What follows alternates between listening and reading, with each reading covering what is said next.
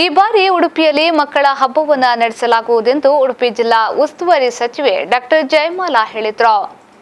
ಇನ್ನು ಶಾಂತಿಯ ಕೇಂದ್ರವೆನಿಸಿದ ಕಾರ್ಕಳದಲ್ಲಿ ಪ್ರವಾಸೋದ್ಯಮ ಇಲಾಖೆಯ ಸಹಯೋಗದಲ್ಲಿ ಕೋಟಿ ಚೆನ್ನಯ್ಯ ಥೀಮ್ ಪಾರ್ಕ್ ಅನ್ನು ಅಭಿವೃದ್ಧಿಪಡಿಸಲಾಗುವುದು. ಇದರಿಂದ ಉದ್ಯೋಗ ನಿರ್ಮಾಣದ ಕೆಲಸವೂ ನಡೆಯುತ್ತದೆ ಎಂದರು.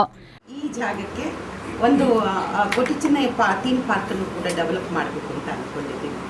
ಇನ್ನು ಉಳಿದಂತೆ ನಮ್ಮಲ್ಲಿ ಏನು ಕೇಳಿದ್ರು ನಾವು ಇಲ್ಲ ಅಂತ ಹೇಳೋದಿಲ್ಲ.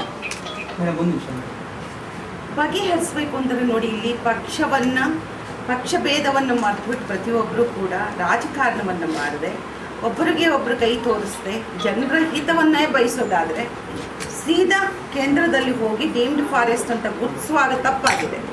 ಫಾರೆಸ್ಟನ್ನು ಗುರುತಿಸಿ, ಆದರೆ ಜನರು ಬೇರೆ ದಾರಿ ಇಲ್ಲ, ಅವರಿಗೆ ಜನಸಂಖ್ಯೆ ಸ್ಫೋಟವಾಗಿದೆ. ಜನರಿಗೆ ನೀವು ಸಹಾಯ ಮಾಡಬೇಕಾಗತ್ತೆ.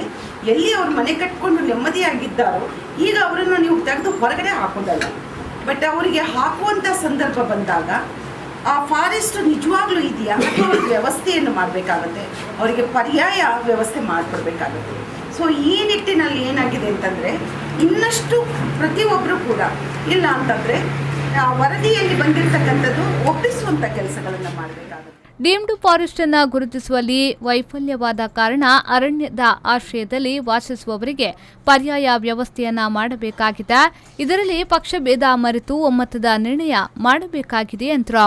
ಇನ್ನು ಸಾಂಪ್ರದಾಯಿಕ ಮರಳನ್ನ ಈಗ ನೀಡಲಾಗುತ್ತಿದ್ದು ಸಿಆರ್ಝೆಡ್ಗೆ ಕಾನೂನಾತ್ಮಕ ತೊಡಕಿರುವುದರಿಂದ ಕೇಂದ್ರ ಮಾಡಬೇಕಾಗಿದೆ. ರಾಜ್ಯ ಸರ್ಕಾರದ ನೆಲೆಯಲ್ಲಿ ಸಾಕಷ್ಟು ಪ್ರಯತ್ನ ಮಾಡಲಾಗಿದೆ ಎಂದರು.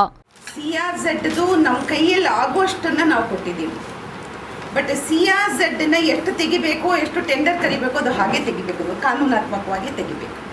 ಎಲ್ಲವೂ ಕಾನೂನಾತ್ಮಕವಾಗಿ ಅಂತ ಹೇಳ್ತೀವಿ. ಉಡುಪಿ ದಕ್ಷಿಣ ಕನ್ನಡ ಜಿಲ್ಲೆಯಲ್ಲಿ ಮರಳು ಸಿಆರ್ಝೆಡ್ಗೆ ಡಿಸಿಯನ್ನು ಹೊಣೆಗಾರಿಕೆ ಮಾಡಲಿಕ್ಕಾಗುತ್ತಾ ಅಥವಾ ರಾಜ್ಯ ಸರ್ಕಾರ ಏನು ಮಾಡಲಿಕ್ಕಾಗುತ್ತೆ? ನಮ್ಮ ಒಂದೇ ರಾಜ್ಯ ಸರ್ಕಾರದಿಂದ ಹಲವಾರು ಮನವಿಗಳು ಹೋಗುವಂಥದ್ದು. ಇಲ್ಲಿ ಇರ್ತಕ್ಕಂಥ ಎಂಪಿಗಳು ಏನು ಮಾಡ್ತಿದ್ದಾರೆ ಅಂತ ನಾನು ಕೇಳ್ತೇನೆ. ಇಲ್ಲಿ ಅದು ಕೇಳಲ್ಲ. ಮರಳು ನೀತಿ ಮಾಡೋದಕ್ಕೆ ಎಷ್ಟೇ ಸಿಆರ್ಝೆಡ್ಗೆ ರಾಜ್ಯ ಸರ್ಕಾರದ್ದು ಖಂಡಿತವಾಗ್ಲೂ ನನಗೆ ಇಲ್ಲ, ನಮ್ಮ ಕೈಯಲ್ಲಿ ಇಲ್ಲ. ಅದು ಸಿಆರ್ಝೆಡ್ನ ನೀವು ಅದನ್ನು ಯಾರು ಮಾಡಬೇಕಾಗಿದೆ? ಸೆಂಟ್ರಲ್ ಮಾಡಬೇಕಾಗಿದೆ. ಇದು ಕೋರ್ಟಿಗೆ ಸಂಬಂಧಪಟ್ಟದ್ದು. ಯಾಕೆಂದರೆ DC ಅವ್ರಿಗೂ ಒಂದಷ್ಟು ನೋಟಿಸ್ ಬರುತ್ತೆ. ಇದು ಎಲ್ಲರಿಗೂ ಕೂಡ ತೊಂದರೆ ಆದಂಥ ವಿಷಯವೇ. ಶಬರಿಮಲೆ ಕುರಿತು ಪತ್ರಕರ್ತರ ಪ್ರಶ್ನೆಗೆ ಉತ್ತರಿಸಿದ ಅವರು, ಎಲ್ಲರಿಗೂ ಹೃದಯ ಹೊಂದಿದೆ, ಎದೆ ಮುಟ್ಟಿಕೊಂಡು ಪ್ರಶ್ನಿಸಿಕೊಂಡಾಗ ಉತ್ತರ ದೊರೆಯಲಿದೆ ಎಂದರು.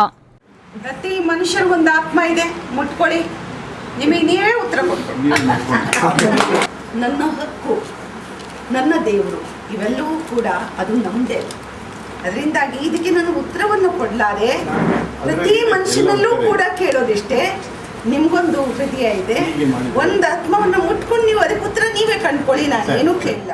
ಈ ಸಂದರ್ಭ ಕಾಂಗ್ರೆಸ್ನ ಜಿಲ್ಲಾ ಕಾರ್ಯದರ್ಶಿ ಚಿಎ ಪಾವ, ಮಾಜಿ ಶಾಸಕ ಎಚ್ ಗೋಪಾಲ್ ಭಂಡಾರಿ, ಉಡುಪಿ ಜಿಲ್ಲಾ ಉಪಾಧ್ಯಕ್ಷ ಮುನಿಯಾಲ ಉದಯ್ ಕುಮಾರ್ ಶೆಟ್ಟಿ, ಬ್ಲಾಕ್ ಕಾಂಗ್ರೆಸ್ ಅಧ್ಯಕ್ಷ ಸುಧಾಕರ್ ಕೋಟ್ಯಾನ್ ಮೊದಲಾದವರು ಉಪಸ್ಥಿತರಿದ್ದರು. ಕೆಎಂ ಖಲೀಲ್, ವಿ4 ನ್ಯೂಸ್ 24/7 ಕಾರ್ಕಳ.